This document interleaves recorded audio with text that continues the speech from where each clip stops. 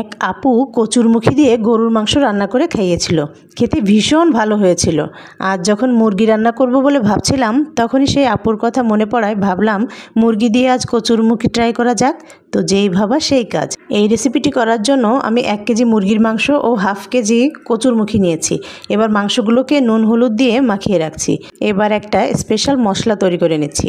একটা বাটিতে 1 টেবিল চামচ ধনে, 1 টেবিল চামচ জিরে, 5টা এলাচ, 5টা লবঙ্গ, একটা স্টার অ্যানিসের অর্ধেকটা, 1 টুকরো জয়ত্রী ও কয়েক টুকরো দারুচিনি একটা তাওয়াতে ভেজে গুঁড়ো করে নিচ্ছি। এবার একটা কড়াইয়ে সাদা তেল দিয়ে এতে একে একে 2টা তেজপাতা, দারুচিনি, এলাচ, গোলমরিচ, লবঙ্গ ফোড়ন দিয়ে এর মধ্যে 1 চা চামচ আদা বাটা, 1 চামচ রসুন বাটা, 2 টেবিল চামচ পেঁয়াজ বাটা দিয়ে নেড়ে চেড়ে কষিয়ে এর মধ্যে 1 চা চামচ নুন, 1 চা চামচ হলুদের গুঁড়ো, 2 টেবিল চামচ মরিচের গুঁড়ো, 1 চা চামচ জিরে গুঁড়ো, হাফ চা চামচ ধনে গুঁড়ো দিয়ে ভালোভাবে নেড়েচেড়ে কষিয়ে নিচ্ছি। মশলা থেকে তেল ছাড়লে এ পর্যায়ে হাফ কাপ পানি দিয়ে নেড়েচেড়ে ঢাকনা দিয়ে ঢেকে রাখবো। 2 মিনিট পর ঢাকনা খুলে এর মধ্যে মুরগির মাংসগুলো দিয়ে নেড়েচেড়ে ঢাকা দিয়ে রাখবো।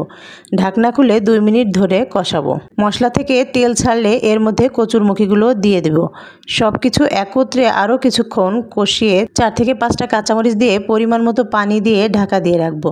10 মিনিট রান্নার পর ঢাকনা খুলে এর মধ্যে আগে থেকে ভেজে গুঁড়ো করে রাখা স্পেশাল মশলাটা দিয়ে দেব। আরও 10 মিনিট রান্নার পর চুলাটা বন্ধ করে ঢাকনা দিয়ে ঢেকে 5 মিনিট দমে রাখবো।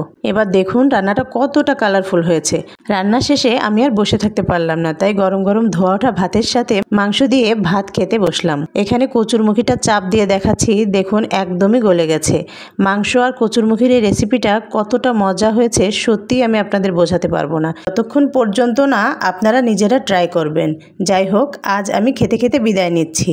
আল্লাহ হাফেজ।